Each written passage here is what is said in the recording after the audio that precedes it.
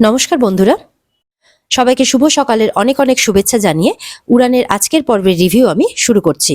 শুরুতে আমরা যেটা দেখতে পাচ্ছি, এবার শিব বলছে, তোরা এত এরকম কথা বলছিস না, এবার মনে হচ্ছে যেন আমারও পাচ্ছে।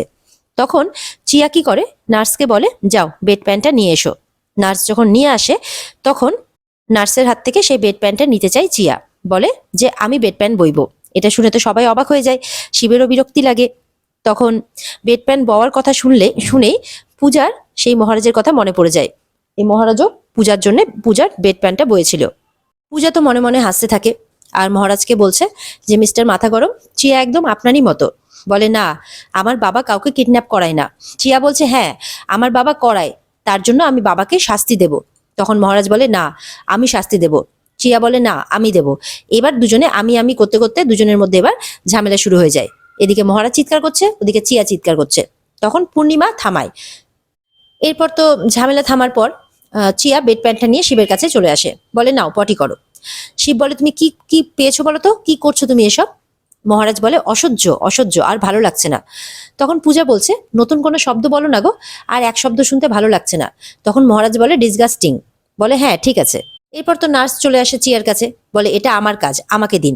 তখন ওই বেড প্যান্টটা নিয়ে চিয়া আর নার্স বলে আমাকে দিন, আর এই বলে আমাকে দিন। এই নিয়ে তাদের মধ্যে কাড়াকাড়ি মারামারি, এর পেছনে ও, ওর পেছনে হয়ে এইভাবে ধাওয়াধাওয়ি শুরু হয়ে যায় আর কি। এটা দেখেও সবার ওখানে বিরক্তি লাগছে যে কি চলছে এখানে এইসব। পূর্ণিমা বলছে আমার বাড়িটার ভদ্র বাড়ি রইল না। এরপরে মহারাজ বিরক্ত হয়ে জোরে করে একটা ধমক দেয়। তখন চিয়া আর নার্স আলাদা হয়ে যায় আর নার্সের হাতে বেড প্যান্টটা চলে আসে। চিয়াকে তো মহারাজ বলে যে যাও তুমি তোমার বাড়ি চলে যাও, আমি শিবকে নিয়ে ডাক্তারের কাছে যাব টেস্ট করাতে। তখন দেখা যাচ্ছে চিয়া মুচকি মুচকি হাসছে, মনে মনে প্ল্যান করছে যে এবার সে শিবকে কিডন্যাপ করবে আর আজকে বিয়ে করবে। ওদিকে তো পূজা মনে মনে ভাবছে কি ব্যাপার, চিয়ার মনে আবার কি দুষ্টু বুদ্ধি চলছে।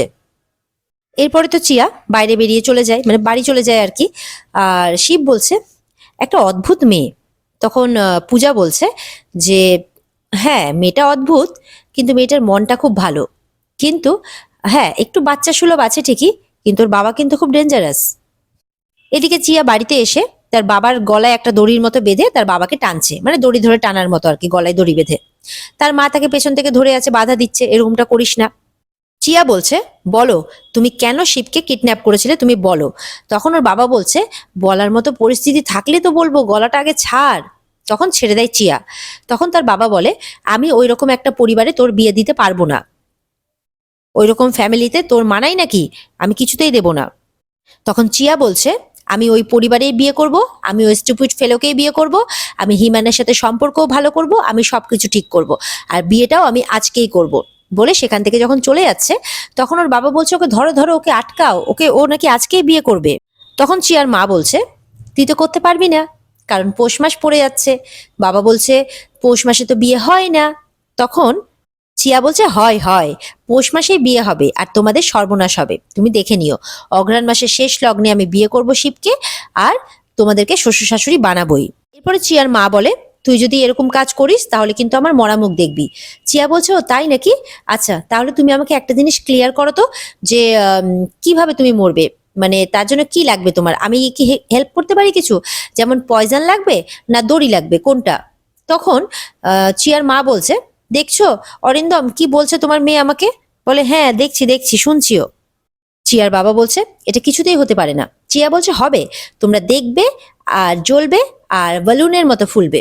তখন ওর বাবা বলছে ওটা বালুনের মতো না, ওটা লুচির মতো ফুলবে হবে। বলে হ্যাঁ জানি, কিন্তু তোমরা তো লুচি নও, তাই জন্য বালুনের মতোই ফুলবে তোমরা। এদিকে তো চিয়ার মা বলছে তুই এত ভালো বাংলা কি করে বলছিস বলতো। তখন ওর বাবা বলছে সঙ্গদোষ সঙ্গদোষ, সব সঙ্গদোষ। বলে হ্যাঁ আমি ভালো বাংলা বলছিও, আরো ভালো করে শিখবো, আরো ভালো করে বলবো। চিয়া বলছে আমি কিন্তু আলাদা মেটেল দিয়ে তৈরি। চিয়া বলছে যে অরিন্দম চট্টরাজ আর রুমেলা চট্টরাজের মতো ঘুষখোর বাজে মানুষের মেয়ে আমি, ঠিক আছে? তো আমার সাথে পাঙ্গা নিতে আসবে না, আমি কিন্তু পুরো কোবরা বলে দিলাম। চিয়া বলছে শিবের নামে আমার স্মৃতিতে সিঁদুর উঠবেই। বলে হ্যাঁ হ্যাঁ ওঠাও ওঠাও, তোমাকে বিয়ের পর কি খাওয়াবে শুনি। চিয়া বলছে কিছু না খুললে, মানে কিছু যদি না করে আর কি, তাহলে সিঁড়ির নিচে বিড়ির দোকান খুলে খাবো, কিন্তু আমি ওকেই বিয়ে করব। চিয়ার মুখে এরকম কথা শুনে তো চিয়ার বাবা মা পুরো অবাক হয়ে যায়। বলে তোকে আমি এত ভালো জায়গায় পড়াশোনা শিখালাম, একটা ভালো স্টেটাসে বড় করলাম, এই দিন দেখবো বলে। চিয়া বলছে তোমরা কি মনে করো যে তোমরা একদম হাইফাই? মোটেও নয়, তোমরা একদম দূর ছাই, মানে একেবারে পাকে ফুল। মানে পূর্ণ, আর তার মধ্যেই ফুটে রয়েছে পদ্ম ফুলের মতো চিয়া। এরপরে আমি শিবকে বিয়ে করে ওই বাড়িতে গিয়ে আরো ফুটবো। চিয়ার বাবা বলছে, হ্যাঁ, তোকেই তার আগে ফাটিয়ে দেবে। ওর মাকে চিনিস তো, কিরকম দজ্জাল মহিলা। তখন চিয়া বলছে, ওই দজ্জাল মহিলা জানে না যে চিয়া হচ্ছে বিচুটি পাতা, যতবার আমার পেছনে লাগতে আসবে ততবার গা গা চুলকোতে চুলকোতেই মরবে। ওর মা বলছে, তারপর তো ওই প্রিয়াঙ্কা আছে, সারাদিনে কোনো কাজকর্ম নেই, বসে তোমার মাথা খাবে। অরিন্দম বলছে, ওই প্রিয়াঙ্কা একটা তো ফ্রড, যা বলেছে নিজের ব্যাপারে সবকিছুই মিথ্যে কথা, আমি সব খোঁজ খবর নিয়ে নিয়েছি ওর ব্যাপারে। টিয়া বলছে, অ্যাংরি ম্যান আর সিওমান থাকতে আমার কোনো ভয় নেই, কোনো চিন্তাই নেই, শুধু আমার অ্যাংরি ম্যানের সাথে সম্পর্কটা ঠিক হয়ে যাক ব্যাস। তখন তার বাবা বলছে, হয়েছে সেই সম্পর্ক তো যদি ভেবে থাকি যে ঠিক হবে, আর হবে না। টিয়া বলছে, হিম্যানের সাথে আমার সম্পর্ক ঠিকও হবে, আর ভাসুর আর ভাতৃজয়ের একটা সুন্দর সম্পর্কের নিদর্শন আমি তৈরি করব। চিয়ার মা বলছে, আমি তো তোকে বুঝতেই পারছি না, তুই কিরকম কথাবার্তা বলছিস। চিয়া বলে, চিয়াকে বোঝার চেষ্টাও করো না, আমি ওই স্টুপিড ফেলোকে বিয়ে করবই। চিয়ার বাবা বলছে, এই বিয়ে করার আগে আমি বিয়ে ভেঙে দেবো। আর তার মা বলছে, সংসার করার আগে সংসার নষ্ট করে দেবো। চিয়া তখন বলছে, আমি ওদিকে অ্যাংরি ম্যান আর শিও ম্যানের সাথে হাত মিলিয়ে তোমাদের পিন্ডিটা চটকে দেবো। তখন মা বাবা দুজনেই ভয় পেয়ে যায় চিয়ার কথা শুনে। এদিকে তো মহারাজ প্যাথোলজিতে নিয়ে গেছে শিবকে, টেস্ট করাচ্ছে, জয়ন্তও গেছে সঙ্গে, আর এদিকে সোমনাথও গেছে, পূজাও গেছে। বাইরে যখন বেরিয়ে আসছে, সোমনাথ বলছে আর কি যে, কিরে ঠিক আছিস তো? তখন বলে যে, যা মার খেয়েছিস, মনে হচ্ছে তো পার্টসগুলো এদিক ওদিক হয়ে গেছে। মহারাজ বলছে, তুই চুপ করবি, নাহলে কিন্তু তোর উপরে পাট নিচে, নিচের পাট উপরে করে দেবো আমি, একদম চুপ করে থাক। পূজাকে বলছে মহারাজ যে, শিব ভালো আছে, চিন্তার কোনো কারণ নেই, আর যা ছিটে ফোটা রিপোর্ট আসতে বাকি আছে সেগুলো নাকি ভালোই হয়, সেগুলো নিয়ে ঘাবড়াবার কোনো কথা নেই আর কি। তখন দেখা যাচ্ছে ওদিকে চিয়া চলে এসেছে। এদিকে শিব কিন্তু চিন্তা করছে, বলছে, এই চিয়াকে দেখতে পাচ্ছি না, ও এসছে নাকি? পূজা বলে, না না, হাসেনি, মুচকি হেসে বলছে। চিয়া তখন বলছে যে, এসছে, চিয়া এসেছে, চিয়ার কাজ সারতে চিয়া ঠিক এসেছে। দেখা যাচ্ছে চিয়া কিছু বান্ধবীদেরও সঙ্গে করে নিয়ে এসেছে, কিডন্যাপ করবে বলে কথা। মহারাজ বলে, হ্যাঁ, না আসে তাতেই মঙ্গল, আমাদেরও, আমাদের পরিবারেরও। এদিকে মহারাজ এটা ওটা কাজ করতে করতে চিয়াকে দেখে ফেলে।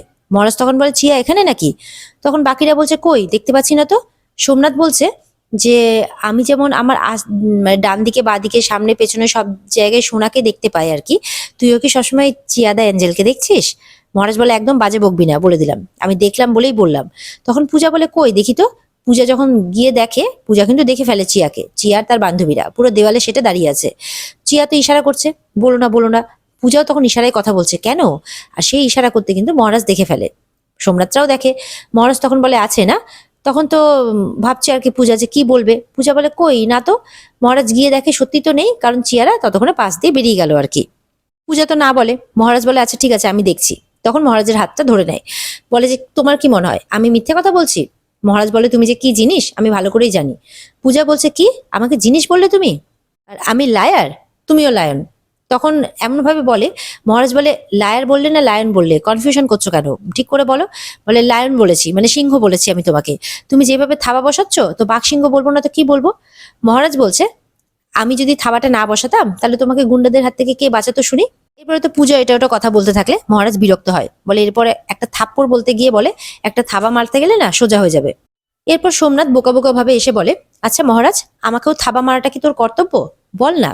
মহারাজ যখন চুপ করে দেখছে, বলে, আরে বল না রে, চিৎকার করে বলে ওঠে, একটা গাল দেয় আর কি। মহারাজ তো রেগে যায়। মহারাজ তখন বলছে, দাঁড়া, তোকে দেখাচ্ছি মজা আমি, দাঁড়া। দিয়ে যখন মারতে যাবে, পূজা বলে, আচ্ছা আচ্ছা ঠিক আছে ঠিক আছে, শিব তো অসুস্থ, আমরা না হয় এই সার্কাসগুলো বাড়িতে গিয়ে করি। মহারাজ তখন শিবদের বলছে, কে যেন আমাকে সার্কাসের লায়ন বানিয়ে রিং মাস্টার হতে চাইছে, কে রে? সোমনাথ পূজার দিকে ইশারা করছে। পূজা তো মুখ ঘুরিয়ে দাঁড়িয়ে আছে। শিব তখন বলছে, তুই বন্ধুর উপরে অযথা রাগ করিস না। মহারাজ বলছে, আচ্ছা ঠিক আছে, তুই তাহলে তোর এই বন্ধু আর তোর এই বরদা দুটোকে নিয়ে চলে যা এখান থেকে, যা। পূজাকে বলে, আমি তোমাকে বাড়িতে গিয়ে দেখছি। শিবকে বলে, তুই বাড়ি নিয়ে যা, আমি বিলগুলো পেমেন্ট করে তারপরে আসছি। এদিকে পূজা কিন্তু যেতে যেতে ভাবছে যে, ওখানে চিয়া লুকিয়েছিল কেন? তাহলে কি ও সত্যি শিবকে কিডন্যাপ করে বিয়ে করার প্ল্যান করছে নাকি? এরপরে পূজাও চলে যায়। তারপরে বেরিয়ে আসে চিয়া আর তার গ্যাং, বলে এবার চিয়া তার মিশন স্টার্ট করবে, কিডন্যাপ। যাই হোক, চিয়া তার মিশনে বেরিয়ে পড়ে। এদিকে গাড়িতে যেতে যেতে শিব খুব হাসছে। তখন সোমনাথ বলছে, আচ্ছা একদিন পরে কি তোর মাথার সাইড এফেক্টটা হলো নাকি?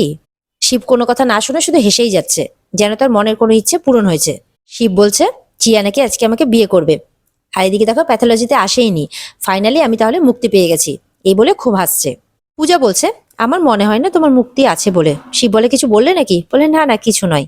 এদিকে দেখা যাচ্ছে যে দুটো মেয়ে হেল্প চাইছে, চিয়াদেরই গ্যাংয়ের মেয়েরা, আর একজন মাটিতে শুয়ে আছে। এবার এরা তো ভাবছে যে কি হলো সামনে, এবার গাড়ি থামানোর কথা ভাবছে। তখন সোমনাথ বলে না একদম না, টিভি সিরিয়ালে দেখোনি যদি গাড়ি থামায় তারপর যদি চোর ডাকাত হয় লুট করে নিয়ে পালিয়ে যায় তখন কি হবে? পূজা বলে না, আর যদি সত্যি সত্যি কোনো বিপদ হয় তখন কি হবে?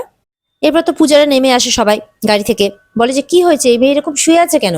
বাকি মেয়েগুলো বলে বিয়ে দেবে বলে, সবসময় এত বিয়ে বিয়ে তাদের মাথায় ঘুরছে যে বিয়ের কথাই বলে বসেছে। ওদিক থেকে তো চিয়া ভাবছে উফ, এই মেয়েগুলো দেখছি পূজাদির কাছে ধরাটা পড়েই যাবে। মেয়েগুলো বলছে যে আপনাদের কারোর ফোন দেবেন প্লিজ, তাহলে ওর বাড়িতে ফোন করে জানাতে পারতাম। বলছে যে আমার ফোন তো বাড়িতে, আমি ফোনটা নিয়ে আসিনি। পূজা বলছে আমার ফোন গাড়িতে, আচ্ছা ঠিক আছে আমি নিয়ে আসছি।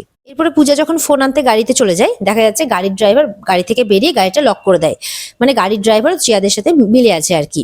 সোমনাথ তো বলছে যে ও দাদা গাড়িটা লক করলেন কেন, এবার আমরা বেরোবো কি করে? শিব কিন্তু বাইরেই আছে মেয়েগুলোর সঙ্গে। এদিকে পূজাও বলছে আপনি পালাচ্ছেন কেন, আমাদের গাড়ি লক করে কোথায় চলে গেলেন? চিয়ারা তো খুব মজা পেয়েছে, তাদের প্ল্যানটা সাকসেস হয়েছে। এরপরে দেখা যাচ্ছে চিয়া তার বান্ধবীদের নিয়ে এসে নাচতে শুরু করেছে শিবের চারপাশে। এটা দেখে তো শিব, ওদিকে সোমনাথ, পূজা সবাই অবাক হচ্ছে। সোমনাথ ইশারা করে দেখাচ্ছে নাচছে কেন এরা বাইরে। শিব বলছে কি চাও তুমি? বলে যে আজকে তোমাকে বিয়ে করব, আমি তো বলেছিলাম। শিব বলছে না, এটা কিছুতেই হতে পারে না। এদিকে শিবকে বাইরে দেখে তো পূজারা অবাক হয়ে গেছে। আর এখানে আজকের পর্ব শেষ হয়ে যায়। তো বন্ধুরা, এই ছিল আজকের পর্বের রিভিউ। যদি ভালো লেগে থাকে তাহলে অবশ্যই পর্বকে লাইক, কমেন্ট আর চ্যানেলকে সাবস্ক্রাইব করতে কিন্তু ভুলবে না। আর যদি পর্ব ভালো লেগে থাকে তাহলে বিস্তারিত দেখার জন্য অবশ্যই তোমাদেরকে স্টার জলসার পর্দায় কিন্তু চোখ রাখতে হবে। তাহলে সবাই ভালো থেকো, দেখা হবে তোমাদের সাথে আগামীকালকে নতুন পর্বের রিভিউ নিয়ে। ততক্ষণের জন্য টাটা।